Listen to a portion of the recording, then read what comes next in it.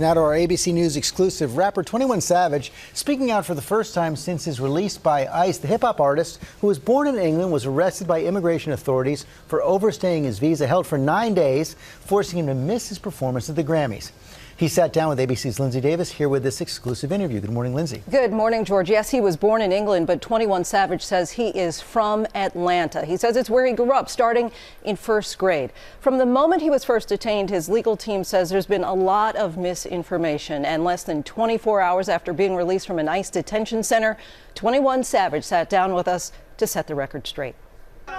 A rising star in the music industry, 21 Savage is considered Atlanta rap royalty, known for chart-topping hits like Rockstar, which features his distinct voice. A song he was supposed to perform at this year's Grammys, where he was nominated for 2 awards. Song 21 Savage, it should be here tonight.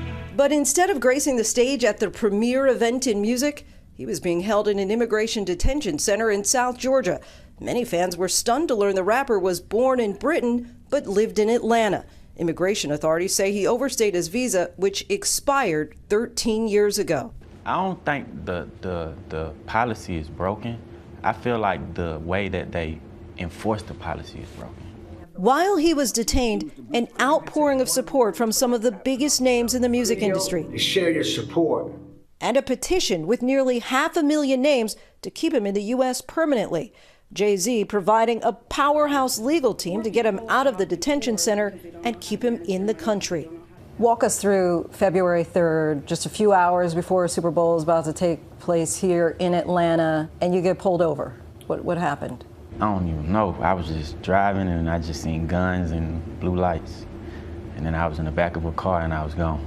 They tell you you're under arrest? Nah, they didn't say nothing. They just said, "We got Savage." They said, "We got Savage." Yeah.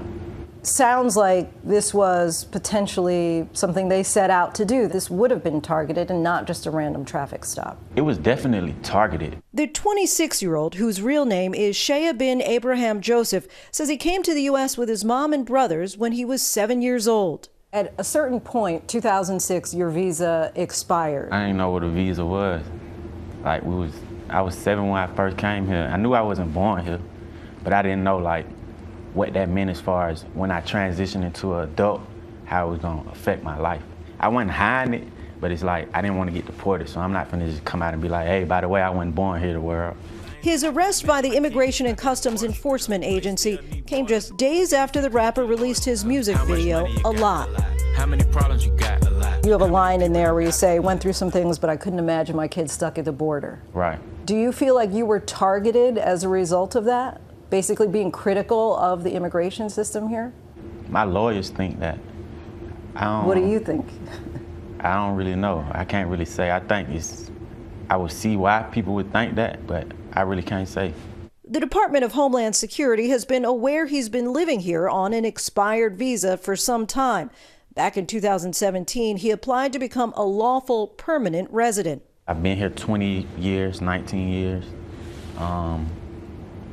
This is all I know, you know what I'm saying? I don't feel like you should be arrested and put in a place where a murderer would be for just being in the country for too long. Tell us about what the detention center was like. I was like in one room all day. By yourself? Yeah. Do you have that concern now that you might be kicked out? Yeah, but I feel like I've been through so much in my life, like I've learned to embrace the times when I'm down, because they always build me up. We are in the middle of securing his immigration status, so where he is a citizen, but it's very, very complicated, and there's a lot of steps that we have to go through. His 3 children, too young to understand the complexities behind why Daddy was gone for 9 days. Who the best daddy in the world? No. What was that moment like yesterday when you got to hug them and see them? They started jumping me. On Wednesday, 21 Savage was released on $100,000 bond. There are a lot of people who don't get a bond, who you left still back in the detention center. What's your message to them? I feel your pain, and I'm gonna do everything in my power to try and bring awareness to your pain.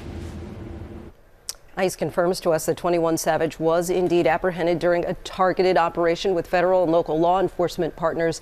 He says his #1 priority right now is becoming a U.S. citizen, George. Okay, Lindsay, thanks for joining now by one of the members of the legal team brought in by Jay-Z, Alex Spiro, partner of Quinn Emanuel. Alex, thank you for joining us this morning. So ICE concedes he was targeted. The question is, was he targeted because of his music?